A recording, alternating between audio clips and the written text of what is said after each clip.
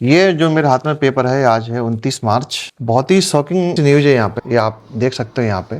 तो ये न्यूज पढ़ने के बाद मैं बड़ा हैरत रह गया कि 10 साल में 94,000 यानी कि 94,000 स्कूल बंद हुए हैं अपने देश में। और कमाल की बात है कि उत्तर प्रदेश और मध्य प्रदेश में 30,000 स्कूल और उत्तर प्रदेश में 25,000 स्कूल, यानी कि 10 साल में देखे जाए तो 25 स्कूल डेली बंद हो रहे हैं। तो ये बड़ा ही कमाल की बात है, 94,000 स्कूल बंद होना। और ये मैं नहीं कह रहा, ये भास्कर की रिपोर्ट है, ये आप देख सकते हो। और जो प्राइवेट स्कूल खुले हैं वो 51,000 स्कूल खुले नए 10 साल में, 14-15 से 2024-25 तक 10 साल का आंकड़ा है ये। मध्य प्रदेश में सबसे ज़्यादा 30,000, उत्तर प्रदेश में 25,000।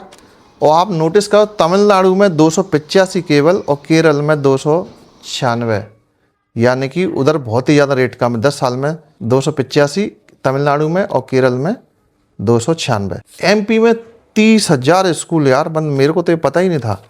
तो मुझे लगा कि आपको पता होना चाहिए इस बात का कि देखो सरकारी स्कूल कितने बंद होते जा रहे हैं। कमाल की बात है कि 10 साल में पॉपुलेशन 15 करोड़ बढ़ी है। 15 करोड़ पब्लिक बढ़ी है तो बच्चे ही बढ़े हैं, जाहिर सी बात है। और स्कूल 94,000 बंद हो गए।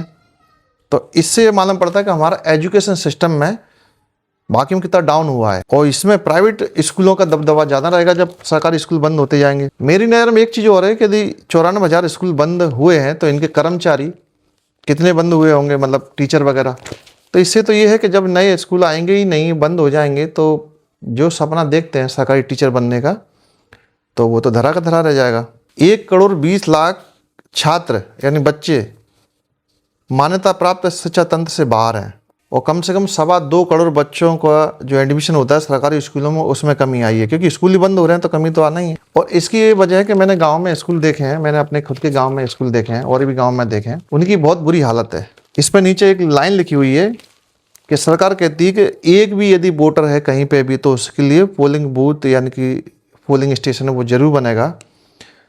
तो मुझे ये आता है कि जब वोटिंग के लिए एक वोट के लिए भी आप पोलिंग बूथ बना सकते हो, तो किसी गांव में यदि 5 बच्चे भी हैं, 2 बच्चे भी हैं, तो उनके लिए व्यवस्था क्यों नहीं। तो इससे मालूम ये पड़ता है कि अपना वाकई में शिक्षा का जो ढांचा है कितना कमज़ोर है। और आने वाली जो समय है, एजुकेशन के बिना, टेक्नोलॉजी के बिना कुछ हो ही नहीं सकता।